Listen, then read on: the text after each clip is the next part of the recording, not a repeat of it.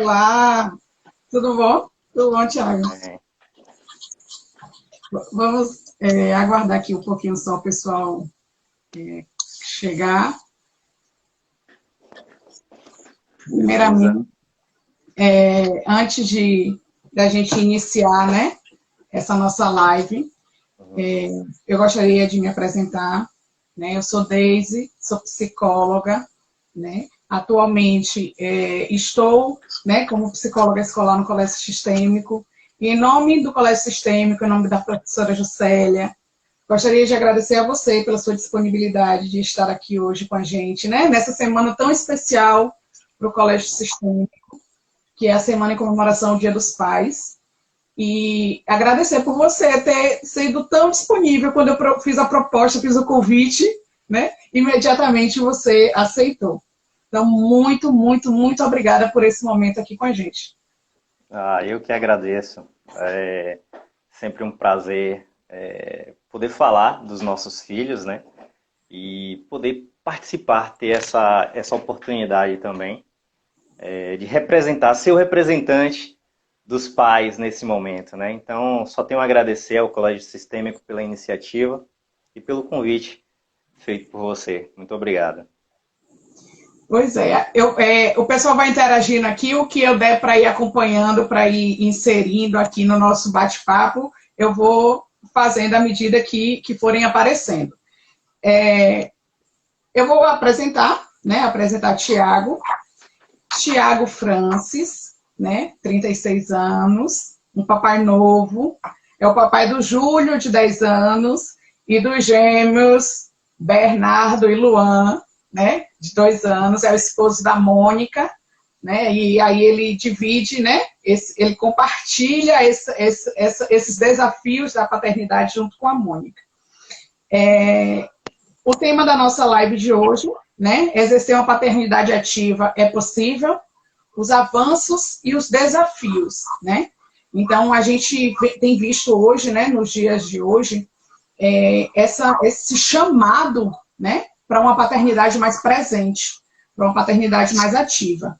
E pensando nisso, que surgiu também o convite, né? Eu te acompanho pelas redes sociais, a gente tem uma relação de proximidade, de amizade, e eu vejo o quanto você exerce sua paternidade com os meninos.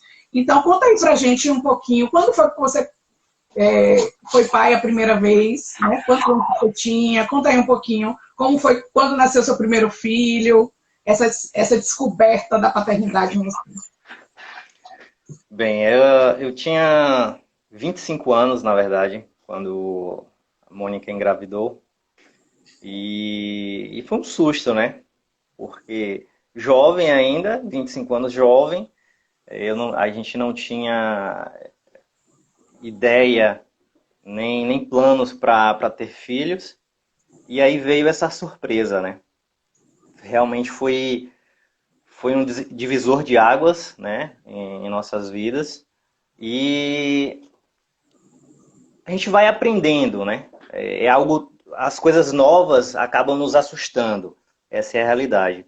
E a gente vai aprendendo, né? Eu acredito que as pessoas que nos cercam nos ajudou muito a poder ter essa maturidade necessária para poder criar um filho. Então, foi um susto, mas com um aprendizado gigantesco, né? Posso imaginar. E você disse que foi um susto ser pai aos 25 anos. Agora, o susto de ter sido pai de gêmeos. Conta aí pra gente.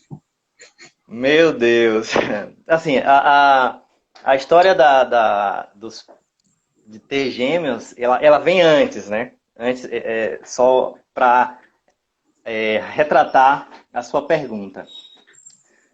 Júlio, o nosso primeiro filho, ele sempre falava, meu pai, eu quero um irmão. E aí eu falei, meu filho, nos dias atuais não dá para você ter dois, três filhos, né? A gente precisa se planejar, tal, mas você não precisa ter irmão, você tem vários primos próximos, né? E a gente tinha sempre essa comunicação com ele. E aí ele ficava aquele meio cabisbaixo, naquele momento meio triste, mas entendia naquele momento, né? E foram passando. alguns anos, e Júlio teve um certo dia que Júlio olhou para mim e falou bem assim, meu pai, todo mundo tem irmão, menos eu. E aí a mãe dele, Mônica, falou bem assim, converse com Deus, fale um pouco com Deus, Deus vai te ouvir. Se passaram alguns meses e Júlio novamente fez essa pergunta. Aí foi, meu filho, não dá. Aí a mãe dele foi de novo, fale com Deus. Júlio fez um seguinte comentário. Meu pai, eu falo com Deus todos os dias e Deus não me ouve. Olha só, ele tinha seus 7 anos, mais ou menos. Falo com Deus todos os dias e ele não me ouve. E a gente foi trabalhar isso nele. Não, meu filho, não é assim. Lógico que ele te ouve e tal, mas é tudo no tempo de Deus, né? E aí se passa alguns meses, ou um ano praticamente, e aí vem a notícia. Mônica, eu estava num congresso, não, na verdade ela falou que estava com a suspeita, e aí aquilo ali já abriu o chão, né? Falei, meu Deus, não pode, a gente não pode e tal. E aí, beleza.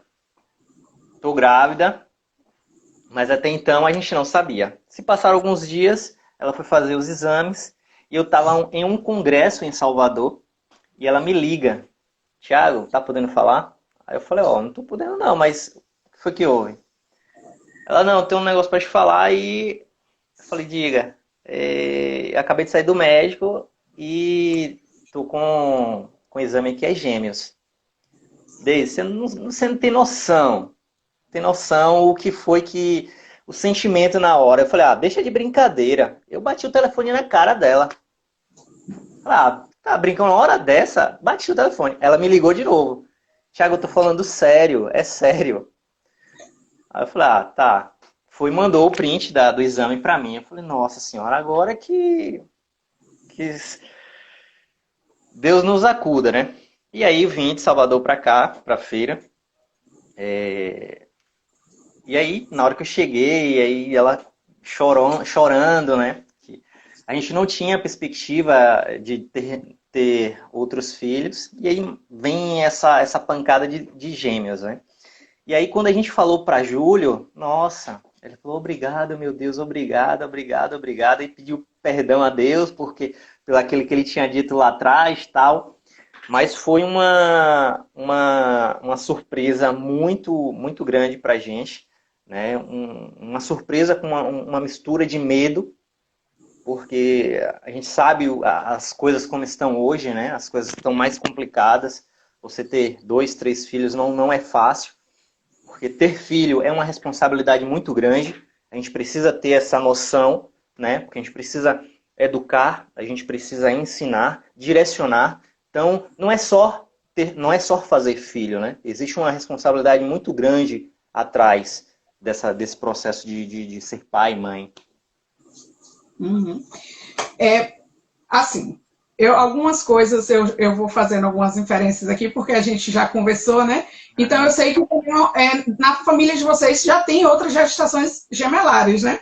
Mas na sua, você, seu pai, sua mãe, seu irmão, é a única, né? Não, os meus primos, a irmã de meu pai, a minha tia Iracema, ele tem um casal de gêmeas, né? E a gente tem um histórico, tanto na parte da família de meu pai, quanto na parte da família de minha mãe, tem esse histórico de gêmeos. Só que na família dela também tem. E aí a gente foi agraciado, né? Não podia ser os outros? Não, mas fomos nós. Tem que ser vocês, com certeza. Ô, Thiago, me fala assim, um pouquinho. Ser pai de 3 crianças, né? Tem uma diferença um pouco grande entre Júlio e os gêmeos, né? Entre Luan e Bernardo. Me fala um pouquinho da personalidade deles, principalmente de Luan e Bernardo. Como é administrar isso? 3 crianças assim, né? E assim, são 3 crianças altamente com personalidades diferentes.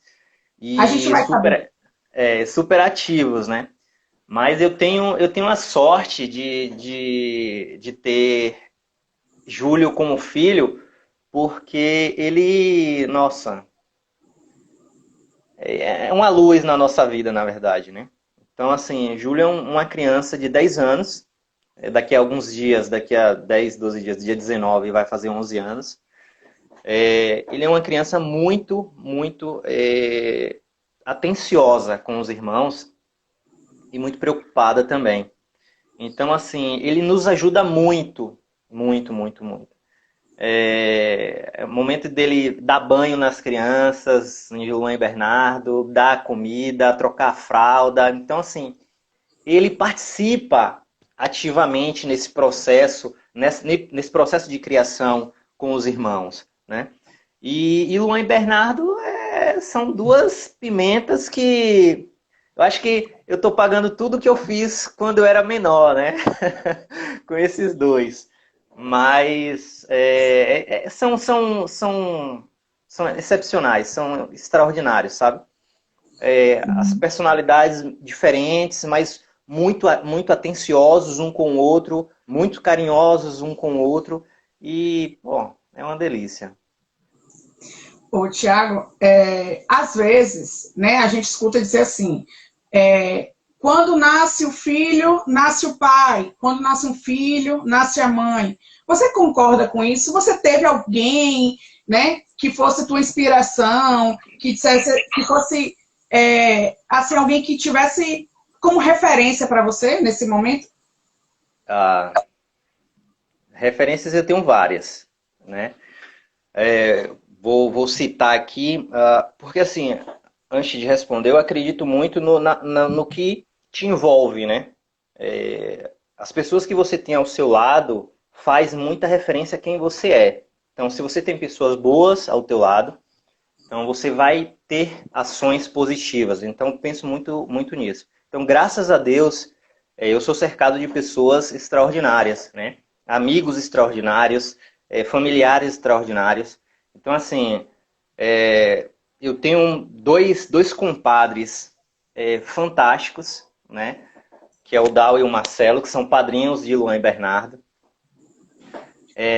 Eu tenho os meus tios, em geral, todos os meus tios são excepcionais, me ensinaram muito a me tornar esse pai. Eu queria até fazer uma homenagem agora a um tio meu que faleceu esse ano, meu tio Adson, que é um pai excepcional. Eu acredito que ele esteja lá em cima, olhando por todos nós e nos abençoando. Queria deixar um beijo enorme para ele. Aos amigos de meu pai, que se tornaram os meus amigos, que é o Gilberto e o Roxena. Então, são duas pessoas que me instruíram bastante, né? Na minha trajetória como homem e como pai também. Eu me inspirei muito neles. Mas eu não posso deixar de falar do meu pai, né? Que é a minha maior referência, César Baldo, que é tudo para mim, né? É o cara que me ensinou como ser homem, como ser pai, como ser marido. Então, ele foi toda a minha inspiração. Tudo que eu vejo no meu pai, eu procuro replicar como pai e como filho, né? E como amigo em geral. Então, meu pai foi a minha maior inspiração, sem sombra de dúvida. Lógico que os outros fazem parte desse processo de criação, mas meu pai é excepcional. Falta palavras, na verdade, né? Então, assim, me permita, né, esse momento, falar um pouco do seu pai, né? Professor César Baldo, que já está aqui nos comentários, né? Já dizendo meu filho lindo, não sei o quê, eu sou diva e por aí vai. E aí o pessoal está aqui, né? Grande César Baldo, Bárbara também, né? Que é professora do Sistêmico, que teve essa oportunidade de conhecer também essa sua referência paterna, e ela vai estar aí, né? Para confirmar o que eu vou dizer. César Baldo, né? Seu pai, ele é uma referência tão forte, que ele é referência paterna até para quem não é filho dele. E eu digo isso por mim, né? Baldo, né? Assim, para quem está chegando agora, eu e Tiago, nós somos colegas de infância, né? A gente cresceu juntos, então, por isso que eu estou falando com um pouco de propriedade em relação a professor Baldo. Foi professor de Lid também, Lid está aqui dizendo que foi professor Lidiane, foi professor dela. Professor Baldo era aquele paizão que chamava, né? Que reclamava, que dava livro para a gente ler, né? Que incentivava o estudo, né? Então, assim, quando eu fui escolher meu curso de magistério, ele me apoiou, ele sentou comigo, ele conversou, né? Tem um livro que ele me deu para eu ler quando eu era novinha, que até hoje eu lembro, né? Do título do livro, e ele é uma mega referência. Você, de fato, né? Está muito bem acolhido, né? Nesse papel de pai. Quem conhece seu pai sabe disso que eu estou falando, né? Verdade. Então, assim, alguém perguntou aqui, né, na live, nos comentários, o que mudou em você, né, depois que você foi pai.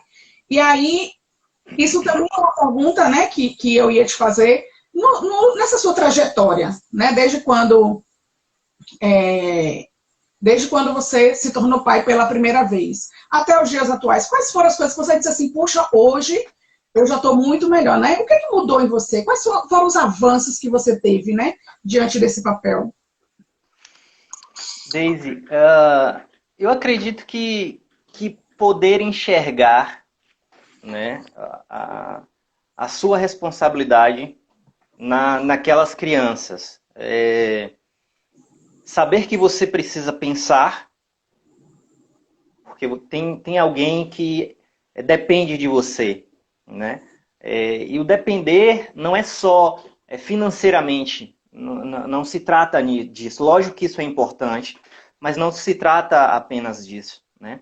Depender em saber lidar com as suas diferenças, né? Saber instruir, assim como meu pai fazia comigo. Não tem como eu falar dos meus filhos sem remeter a meu pai, porque eu busco muito essa referência dele, né? Então, assim, eu amadureci muito, muito. Eu sempre fui tranquilo, sempre fui um cara tranquilo, mas eu amadureci... mas eu amadureci muito. Então, esse processo de paternidade me trouxe essa tranquilidade, né? Me trouxe essa visão de parar, respirar e falar, ó, calma, as coisas vão se resolver, né? As coisas não precisam ser aceleradas da forma que era antes. Então, essa tranquilidade, esse processo de paternidade me trouxe essa tranquilidade. E hoje eu não sei o que seria de mim sem os meus filhos, né? São tudo. Tiago, você trouxe na sua fala aí, né, a questão do pai não ser apenas o provedor do lar, né? Que por muitos anos a gente teve essa cultura mesmo, né? De que o pai era aquele que ficava responsável exclusivamente pelos cuidados financeiros, né, da casa. Se não faltava nada, financeiramente falando, era um ótimo pai, não é isso? Mas foi como a gente estava conversando. Hoje isso não cabe somente isso, né? Porque as crianças hoje são outras e a gente até começa a notar que o universo, né, até das redes sociais, ele começa a dar sinais de que hoje a gente precisa muito mais de um pai que tenha presença do que qualquer outra coisa, né? Do que ser simplesmente presente ali, tô ali, não. Esse pai ele precisa participar, né? Inclusive, eu fiz até uma aquisição de um livro, né, essa semana, e que chegou ontem, né? Que é Papai foi para a roça. Não, papai foi para a roça, mamãe foi trabalhar. E agora? Né? Esse livro é de um Instagram que tem aí, que é Pai Vem Cá, né? Esse livro é de Otávio Leal, e aí ele fala, né, desse desafio de ser pai, né, de uma menina, no caso Maria Flor, e aí a gente vê tantos Instagrams, tantas coisas, né, que vem trazendo hoje essa questão do pai. Tem Bora Pai, tem Um Papai Apaixonado e vários outros Instagrams aí, né, que falam sobre essa questão dessa participação mais ativa, né, do pai mais ativo. Agora, vamos para uma outra questão, que é o que me chamou muito a atenção também, né, no momento de fazer o convite, porque você trabalha, você pedala, você cuida dos meninos, você estuda. Me conta aí, como é para adequar essa rotina? Que jogo de cintura que você faz aí para ajustar tudo isso aí? É, realmente uma situação muito delicada, porque, como uma fala atrás que eu tinha dito, que não é só ser pai, né? A gente precisa realmente ser mais presente. O dia tem 24 horas, né? Então a gente precisa poder saber lidar com essa carga horária, porque querendo ou não, trabalhando ou não, estudando ou não, tendo outras atividades ou não, os nossos filhos eles sempre vão querer a nossa atenção. Ainda mais agora com esse processo de pandemia, né? Eu vejo muito isso.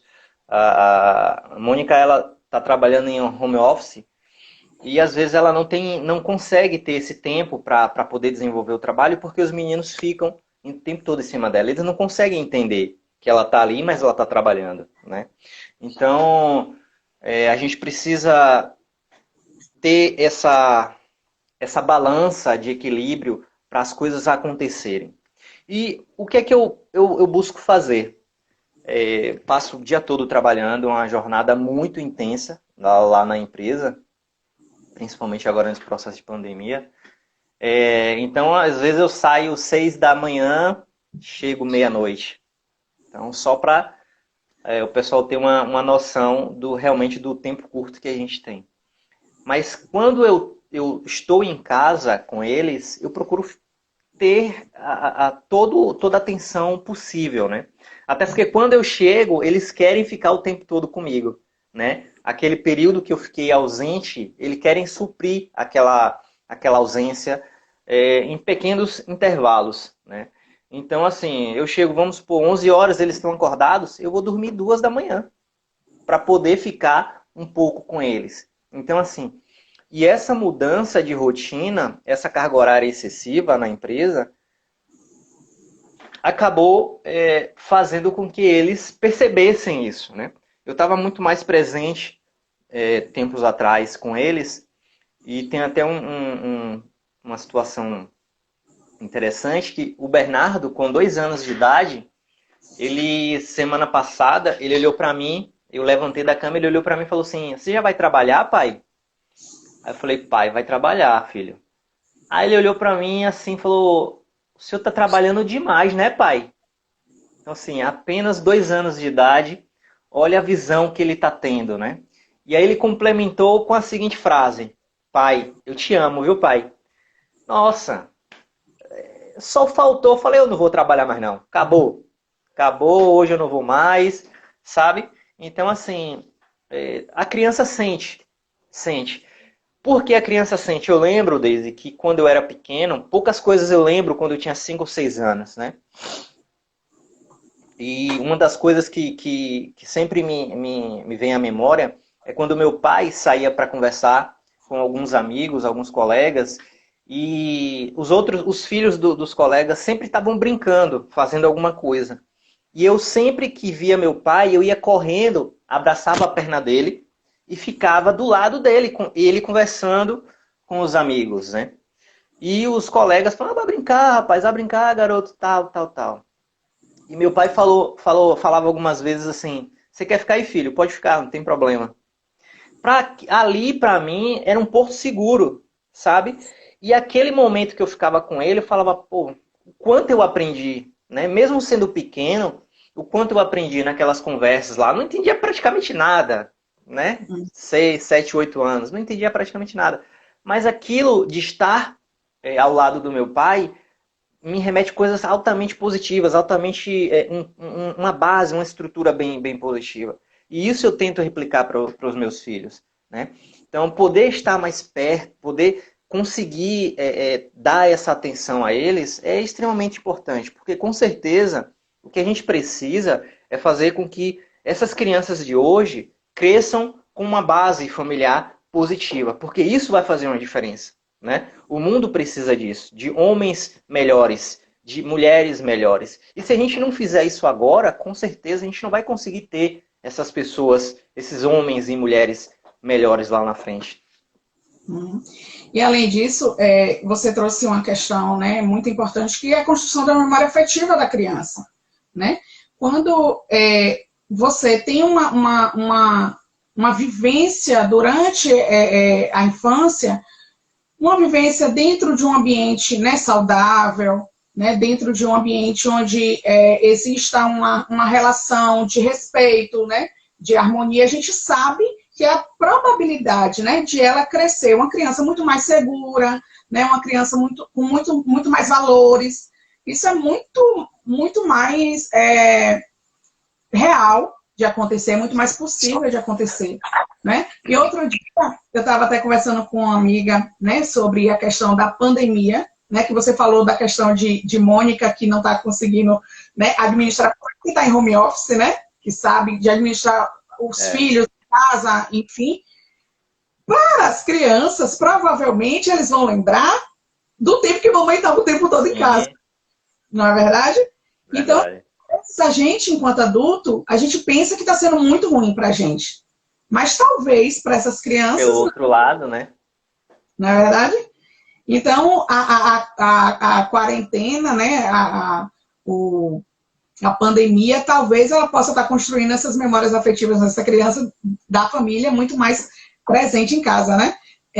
Tereza colocou aqui, né, que você surpreendeu ela, né, enquanto pai, que você é uma referência de amigo, de família, de tio, de primo, de tudo, né, que para ela, né, e que os meninos têm muita sorte de ter você como pai. A Juscelia também falou que são poucos os escolhidos para ter gêmeos, né? Então se sinta agraciado. E assim, Thiago, quando a gente fala, né, sobre isso, mais uma vez eu vou só citar aqui esse livro, porque eu estou mega apaixonada por ele. Aí ele diz assim, ó, voltamos para casa tão exaustos da vida do lado de fora que nem curtimos a vida do lado de dentro. Né? Então, a gente, né, os pais, as mães, às vezes a gente esquece, né, de estar nesse momento, de dar qualidade nesse momento, e você trouxe isso. Apesar de você chegar meia-noite, apesar de você sair 6 horas da manhã, você ainda tem esse tempinho, né, com os meninos. E Júlio pedala, né? Na verdade, Júlio gosta de fazer tudo, né? Se botar para andar de skate, ele anda, de patins ele anda, de jogar bola ele joga, de andar de bicicleta ele brinca. Então, Júlio, ele quer tá perto. Júlio ele é muito, muito carinhoso. Júlio é muito carinhoso, muito, muito sentimental. Então, a gente precisa ter também uma atenção muito grande. E tem um detalhe, né? Por conta da diferença, a gente precisa conseguir dosar. Às vezes acaba dando atenção mais aos meninos, a Luan e Bernardo, e ele acaba ficando um pouco de lado. E é necessário ter essa atenção. E Mônica, muitas vezes eu peco nisso, e Mônica sempre, Júlio tá ali, ó, sozinho. Eu falei, venha filho, venha. Aí ele se joga, aí fica aquela bagunça gostosa, né? Uhum. E assim, outra coisa que a gente estava conversando outro dia, né, nesse momento da gente pensar nessa live, foi a questão desse equilíbrio mesmo, né, dessa importância de buscar o equilíbrio entre o trabalho, né, e estar presente na vida dos filhos. Porque, de algum modo, obviamente, né, cada realidade é uma realidade, não tem receita de bolo, né, não é uma receitinha que deu certo aqui, vai dar certo ali. É isso que você trouxe, são várias referências, né? A criança ela pode ter várias referências, não necessariamente só exclusivamente o pai. A referência pode ser os amigos do pai, pode ser um tio, né? Como você bem colocou. Então, quando a gente fala de referência, não é que a gente está colocando só a responsabilidade para o pai, né? Essa responsabilidade é de toda a rede de apoio, toda a rede de suporte que envolve essa criança. Não é isso? Perfeito. Então, bora lá. Quando a gente fala, né, do nosso tema, que a gente fala sobre os avanços e desafios. Se eu te perguntar qual foi o maior desafio até hoje, até o dia de hoje, dia 8, qual foi o maior desafio seu, que você disse assim, não, esse desafio, enquanto pai, eu não sei se eu vou dar conta. Nossa, são vários, né?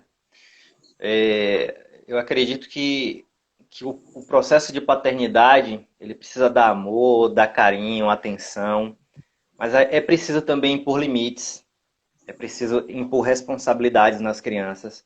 Porque eu lembro quando eu tinha de 5 para 6 anos, meu pai falou algo para mim. Criança, o homem se educa de criança, não se deixa crescer para se educar. Então, eu busco passar essa mesma ideia para os meus filhos. Então, o Júlio, com 10 anos, ele tem as suas responsabilidades, ele precisa cumprir essas responsabilidades, né? Não é só amor, carinho. Isso é muito importante, né? Muito importante. E a gente procura dar o tempo todo isso a eles. Mas é preciso também colocar limites na criança, para que ela saiba que o mundo lá fora não vai ser da forma que ela imagina, né? A gente precisa aquele ditado que dizem que a gente cria para o mundo, não para a gente, né? E realmente procede isso.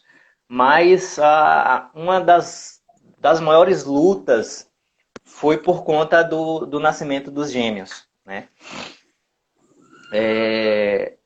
O Luan, ele nasceu com um problema de saúde que fez a gente mudar totalmente a nossa mentalidade, totalmente a nossa visão de mundo, de filho, de tudo, né? Ele nasceu se você olhar ele, ele é totalmente perfeito por fora, mas ele nasceu com uma particularidade interna dele, na verdade não cresceu da forma que deveria. E aí o intestino grosso dele nasceu torcido e tal. E aí ele precisou, em 2 dias de vida, fazer uma cirurgia. No 4º dia fez outra cirurgia. Então, assim, nesse processo do nascimento deles, eles passaram 47 dias na UTI, né? Porque foram gemilar, prematuros. Então, e aí, para dificultar ainda mais, né, essa situação, ele acabou nascendo com essa particularidade. E hoje em dia, Luan, ele usa uma bolsa de colostomia. Graças a Deus, isso pode ser revertido, né?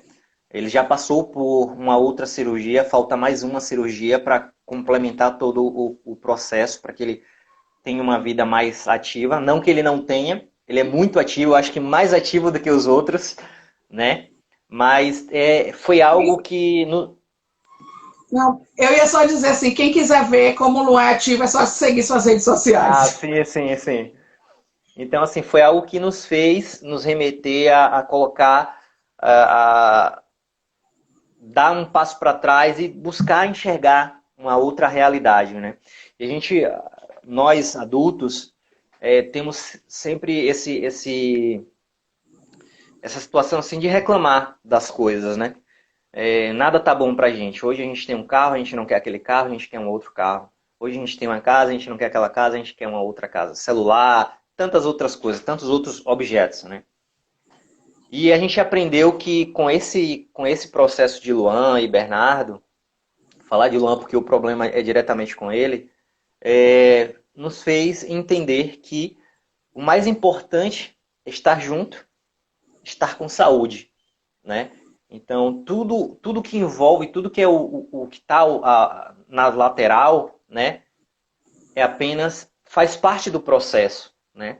Se ele estiver bem, se ele estiver com saúde e tendo essa atenção, tendo esse carinho, as coisas vão acontecendo como vem acontecendo. E aí vem aquilo que você falou mais cedo. Não é só pai e mãe, tem outras pessoas que fazem parte desse contexto, né? Então, assim, nós temos anjos em nossas vidas que, sabe, nos abraçaram, que nos deram direção, tanto no processo do hospital, até uma amiga nossa, que é técnica de enfermagem, Bruna, que participou do processo do nascimento de Luan Bernardo, deu um apoio para a gente imenso, né? As pessoas envolvidas, minha cunhada Simone, Marcela, Dilza, tantas outras pessoas, não dá para lembrar de todo mundo, mas são pessoas que realmente fazem a diferença em nossas vidas e que nos ajudam todos os dias. Então, isso não dá para não falar dessas pessoas, né? Então, esse foi o maior desafio real, né? Está sendo, na verdade, está sendo. Graças a Deus a gente está conseguindo lidar com isso, né? Mas foi algo que a gente jamais imaginou, né? Jamais imaginou. Nos exames a gente não conseguia ver, estava tudo bem com os dois. Só foi realmente descobrir o problema no nascimento de Luan. E aí foi um susto maior, né, pra gente, mas graças a Deus as coisas estão se encaminhando e estão dando certo. Uhum. Aqui os comentários eles pararam de subir, mas eu vi que o pessoal está sempre colocando a questão de que não importa, né, quantas horas você fica com seu filho, né, não importa a quantidade de tempo que se disponibiliza para essa criança, mas sim a qualidade, né? Sim. Esse estar junto, ele precisa ter um sentido, ele precisa ter uma qualidade, precisa ter um significado, né? Que o que fica na memória da gente, você trouxe um exemplo de uma coisa que ficou na sua memória, que foi você ficar abraçado à perna de seu pai. Então não teve nada grandioso, assim, digo, em relação a financeiramente falando, né? Não foi nada muito, eu diria assim, trabalhoso, talvez, né? Mas foi uma coisa tão simples, mas foi uma coisa que marcou tanto você, né? Aquele momento em que teu pai, ele supriu aquela tua carência, né? Naquele momento, simplesmente com a frase, fique aqui. Você só queria essa proximidade. Sim, Né? sim. E essa semana eu li uma frase que diz assim, eu até anotei aqui, eu vou pescar para não errar, para dizer direitinho que cabe muito bem nisso que você acabou de falar. A melhor herança é a riqueza de afeto. É a única que o dinheiro não pode comprar. Eu não conheço o autor, né? Mas o autor é desconhecido. Até procurei para ver se eu encontrava, mas eu não encontrei. E ela traz justamente isso, né? Que Perfeito. a herança que a gente deixa para os nossos filhos é a herança de afeto, né? Esse cuidado, essa parceria, esse estar presente, né? Então, quando a gente sugere um tema como paternidade ativa, as pessoas podem acreditar que a gente está propondo que os pais deixem de fazer o que tem que fazer e fiquem somente, né, exclusivamente cuidando dos filhos. E, na verdade, não é essa a proposta, não é? E assim, é interessante, né? Porque a gente realmente precisa, todos nós precisamos trabalhar, né? Mas a gente precisa realmente dar qualidade nesses momentos. Então, o que a gente vê é que hoje em dia, com tanta tecnologia, as crianças ficam muito mais tempo no celular, no tablet, do que conversando, né? Então, no nosso tempo, a gente brincava de baleado, de chutar lata, de esconder e tantas outras brincadeiras de infância. E isso era altamente positivo. Naquele tempo não tinha essa tecnologia que a gente tem hoje. Hoje, toda essa brincadeira de infância, em muitas cidades, já se perderam, né? Então, as crianças nem conhecem, na verdade, nem conhecem. Então, às vezes, a gente faz algumas... A gente lembra, assim, Mônica tem muito disso, de pegar brincadeiras antigas e colocar em prática com a garotada aqui. Então, a gente tenta trazer essa qualidade de presença, no momento que a gente está, essa qualidade de presença. E algo que eu sempre busco é dar essa atenção necessária para eles, né? Para que eles realmente lembrem desse momento com o pai, com a mãe, com os amigos. Porque é extremamente importante para que a gente mantenha esse laço presente. Porque eu sempre falo com o Júlio, né, o que meu pai falava comigo. O seu melhor amigo, você tem vários amigos, isso é excelente, muito bom, mas o seu melhor amigo é o seu pai. Lembre sempre disso. Você vai poder contar com o seu pai sempre que você precisar. Sempre. Não tenha medo, não... mesmo que você tenha errado.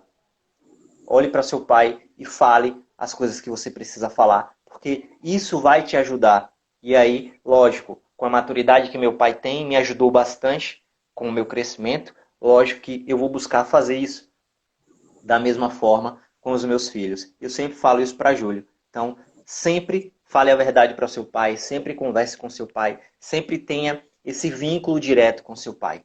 Então, é extremamente importante essa comunicação, essa presença ativa, né, dos pais no dia de hoje com seus filhos. Uhum. Você acabou já puxando, né, a nossa última perguntinha, que a gente já vai finalizar. Tá vendo que não demora? É rápido. Rápida. Então, para finalizar, né, vou te perguntar diretamente sobre o nosso tema, né? Você acredita que é possível exercer uma paternidade ativa? O que você prioriza nas relações, na relação com os meninos, nos momentos que vocês estão juntos? Eu acredito. Só que tem dois lados, né? Para os pais que estão nos assistindo. Que pai é você? Você realmente é um pai ou você apenas foi o provedor, né? Então, se você realmente é um pai, você vai ter esse momento com seu filho e vai dar qualidade no momento com seu filho, né? Mesmo como o comentário que fizeram aí, mesmo que seja 2 minutos, 3 minutos. Então, existe sim essa possibilidade da gente ser participativo e ativo o tempo todo na vida dos nossos filhos. Isso é extremamente importante. Até porque o meu pai foi ativo e presente na minha vida desde sempre, né? Então, eu procuro fazer o mesmo com os meus filhos. E, em termos geral, é poder abraçar, poder beijá-los, né? Poder brincar, jogar eles para cima, deixar eles perto, né? Se eu ficar sentado, se eles estivessem aqui do meu lado, ele estava pulando em cima de mim, sabe? Brincando de todas as formas. Então, é possível, sim. Basta realmente ter essa visão paterna, né? Ter essa responsabilidade como pai, enxergar. Antes de concluir, eu queria só compartilhar algo com vocês, que a gente precisa também aprender com os nossos filhos. A gente precisa ouvir os nossos filhos, né? É de extrema importância. E tem uma história, na verdade não é história, é um fato, que aconteceu com Júlio, e Júlio tinha seus 6, 7 anos, brincando com a prima. Olha só o que aconteceu. Mostra a base que a gente busca dar a ele, né? Brincando com a prima deu um chute nele. E bateu no rosto dele. E ele veio chorando, machucou a boca. E chorando pra mim, falou, meu pai, minha prima me chutou, tal. E naquele momento, Daisy, me subiu uma raiva, que eu falei, vá lá e desconte. Você não tem noção o que Júlio, com lágrimas nos olhos, me falou. Ele, chorando, olhou para mim e falou, meu pai, em mulher não se bate. O chute que ele levou não foi nem a metade dos tapas que ele me deu na cara, sem menos tocar em mim. Então, assim, veja a necessidade de você ser presente na vida do seu filho e veja como seu filho pode se tornar um homem mais íntegro e melhor, né? Então, assim, os ensinamentos que a gente busca dar aos nossos filhos fazem diferença. E ele me mostrou isso, porque a gente sempre falou isso para ele. E no momento de sanidade, naquela momento de sanidade minha, por ver ele machucado, falei uma bobagem que ele altamente retrucou e me falando, isso em mulher não se bate. Então, é possível ser ativo na vida dos seus filhos, é possível ensinar e é possível aprender, né? É possível ouvir e aprender os seus filhos. É verdade, e você colocou, né, que a questão de aprender com os filhos, né? E nada melhor do que observar. E que bom que você trouxe essa vivência que vocês tiveram, para a gente mostrar que o nosso convidado não é o pai perfeito, né? Sim. O pai que erra, né? É o pai que às vezes orienta o que não deveria orientar e o próprio filho conduz. A criança, ela tem essa habilidade de conduzir, né? De dizer, ó, não, a gente pode ir por aqui também, né? Então, assim, o nosso tempinho também já está acabando, né?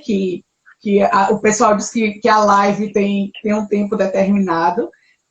Eu queria só fazer mais uma ressalva em relação a isso, né? Que a questão do contexto das famílias hoje, elas são mais variadas possíveis, né? Hoje tem pai que é responsável pelos cuidados do lar, né? Que a família optou, ou a esposa, ou então só ele é o pai, ou só ele é o responsável, né, pela criação dos filhos, e aí ele fica, né, com esses cuidados. Então, assim, a gente não está aqui propondo uma perfeição, a gente não está aqui propondo que esse é o único exemplo correto, que é o ideal. Cada família é uma família, cada família tem suas diferente, né? Suas próprias realidades, exatamente.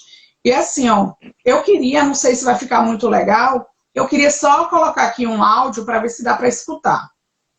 Deixa eu ver se dá para escutar aqui direitinho. Peraí.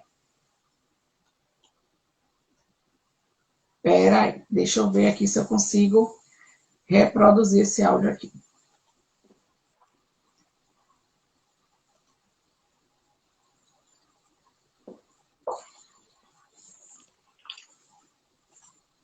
Eu preciso só ligar aqui o som.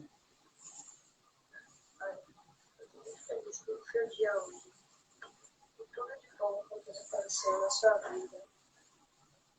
Eu vou ensinar do fundo do meu coração. Obrigado por todos os momentos que o Senhor me proporcionou. Obrigado por todas as dicas, por tudo que o Senhor já me deu. Obrigado por tudo. Eu te amo. Reconheceu essa voz? Lógico, lógico. Júlio, obrigada por nos ajudar nesse momento. Espera aí que tem mais outro áudio aqui, para a gente escutar. Oi, pai, te amo. Meu coração. No meu coração. Obrigada, Bernardo, por nos ajudar também. E Júlio, e Luan, não quis gravar. Ah, normal. Esse aí...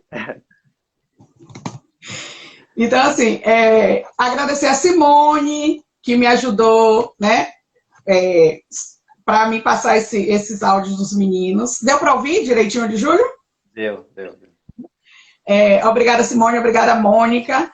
E você, Thiago, você tem alguém para agradecer, né, nesse momento? Deixar uma mensagem para os meninos, você enquanto pai, deixar uma mensagem para o seu pai também. Agradecer a muita gente, né? Esqueci de tocar no assunto dos anjos anterior, que a Marla faz parte desse quadro aí de anjo também, né? Que cuida dos meninos sempre que a gente precisa. Agradecer principalmente ao Colégio Sistêmico pela oportunidade, né? Por mostrar, por incentivar esse processo paterno, mostra a seriedade que a escola tem, né? Em fazer esse contexto escola com o processo de ser pai e mãe, né? Essa junção que é extremamente importante para que as pessoas entendam isso. Agradecer a você, Daisy, pelo convite, pela oportunidade de poder falar um pouco da minha história com os meus filhos, que são luzes na minha vida. Agradecer a todos os pais presentes, todos os pais da escola, né? Agradecer, desejar um feliz Dia dos Pais e falar o quanto eu amo o meu pai, né? O quanto ele é inspiração para mim e dizer para os meus filhos que sem eles eu não sou nada, né? Com as minhas perfeições e imperfeições, eu sempre vou buscar o melhor para eles, né? Então, só tenho a agradecer por poder compartilhar isso com vocês e muito feliz, muito grato pela oportunidade. Eu que agradeço, de verdade, em nome do Colégio Sistêmico, né, agradecer mais uma vez, né, você, né, por se disponibilizar, né, para contar a sua vida, né, um pouquinho aqui para a gente, né? Então, muito obrigada mesmo. Em nome do Colégio Sistêmico também estendo, né, as felicitações para todos os pais, né, da escola, todas as pessoas que são referências paternas também, né, para as crianças, sejam tios, sejam os avós, né, sejam mães, não é isso?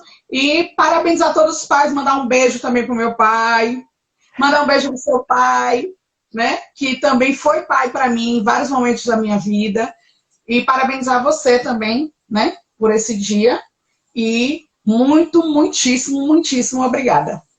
Obrigado. Estarei sempre à Obrigada. disposição. Valeu, Thiago. Tchau, tchau. Beijo. Obrigada. Beijo, abraço. Outro.